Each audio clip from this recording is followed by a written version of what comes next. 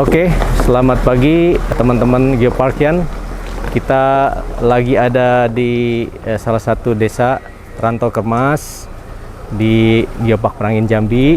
Hari ini kita mendampingi penilaian Geopark Merangin Jambi menuju UNESCO Global Geopark, dan kita berada di hari ketiga ini. Mudah-mudahan semua berjalan baik. Melaporkan saja ini kepada teman-teman Geoparkian di KL, terutama proses penilaian sampai hari ini kelihatannya kita lebih optimis ya, bahwa Merangin Jambi mudah-mudahan bisa meraih UNESCO Global Geopark, karena saya lihat kesiapan daripada aspek-aspek yang dinilai, komponen-komponen yang dinilai itu kelihatannya bisa dibuktikan di lapangan. Kegiatan-kegiatan yang menyangkut konservasi, kemudian juga edukasi di level anak-anak sekolah dan level kejuruan khusus, itu sudah bisa dibuktikan di lapangan dan mereka cukup happy. Dan hari ini kita akan menuju ke sebuah tempat yang juga sangat penting, yaitu bagaimana peran masyarakat adat Rantau Serampas ini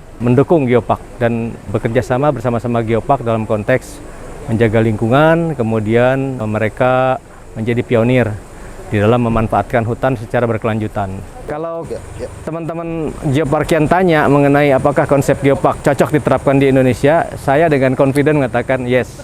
Konsep Geopark itu adalah sebuah instrumen yang mungkin akan sangat handal dalam konteks pengembangan wilayah. Jadi mempersatukan kegiatan-kegiatan pembangunan fokus ke dalam suatu usaha bersama ya, kerja bersama antar kementerian, pemerintah daerah, masyarakat untuk mendukung sebuah kawasan itu berkembang sesuai dengan karakternya masing-masing. Di sini khususnya di daerah Rantau Serampas ini tentu kami melihat adalah sebuah contoh yang ideal bagaimana masyarakat lokal itu, masyarakat adat Serampas itu mengkonservasi hutan adat. Mereka diberi kewenangan khusus untuk mengelola kurang lebih sekitar 50 hektar hutan, dan kemudian mereka juga tidak hanya mengelola saja, mereka mendapat manfaat, kemudian mendapat juga kesejahteraan di situ diantaranya, dan setelah sekian waktu mereka mengelola, mereka mendapatkan 2 kali Kalpataru di sini. Jadi ini luar biasa sekali. Kita ada di Desa Serampas, mungkin akan dijadikan sebagai model bagaimana masyarakat itu bisa hidup berdampingan dengan alam, dan Geopark adalah betul-betul menjembatani proses ini bisa berlangsung dengan lebih cepat, karena kita bisa mempromosikan juga melalui Geopark tingkat yang lebih tinggi baik di regional maupun internasional. Kira-kira seperti itu.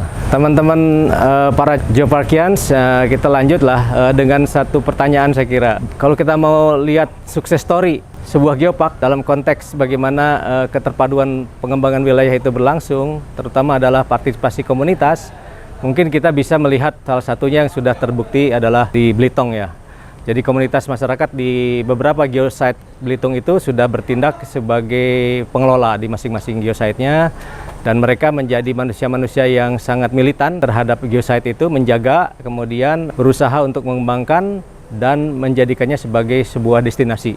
Itu yang terjadi di Geopark Belitung ya, di mana kemudian juga diikuti dengan pembangunan lain yang merupakan fasilitas daripada sebuah geopark, apakah itu aksesnya, apakah itu informasinya, apakah juga pendukung lainnya seperti kulineran dan lain-lain. Dan oleh sebab itu mereka kemudian berhasil mendapat kepercayaan dari pemerintah untuk menyelenggarakan satu event besar internasional, yaitu pertemuan Menteri-Menteri Keuangan G20 di sana ya, dan itu tentu melalui sebuah proses penilaian yang sangat luar biasa.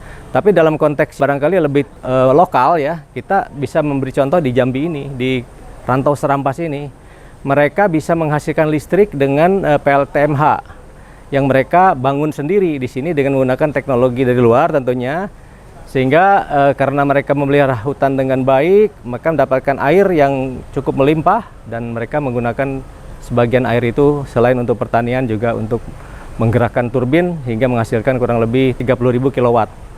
Dan mereka hanya memakai sekitar setengahnya, dan sisanya sekitar 15.000 itu mereka gunakan untuk proses pengolahan kopi, pengeringan kopi, kemudian penggilingan kopi, dan mereka kemudian bisa secara rutin memproduksi unggulan mereka di sini, yaitu kopi Robusta Serampas yang sudah sangat terkenal, dan mereka mendapatkan mempromosikan itu melalui berbagai jalur lah. Dan alhamdulillah sekarang ini mereka menjadi pengusaha kopi ya.